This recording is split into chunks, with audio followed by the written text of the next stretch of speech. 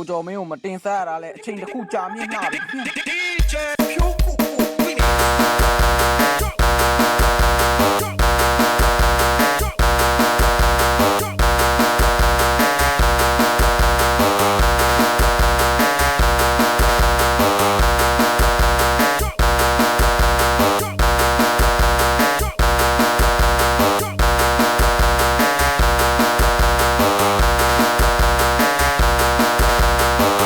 တွေ့ကြတဲ့အတိုင်းပဲဒီကနေ့မှာတော့ကိုကျော်မင်းရဲ့အကလေးတွေဟာတာမန်နဲ့မတူလအောင်ဓာတ်လိုက်သလားအောင်းမေးရတယ်ခင်ဗျာ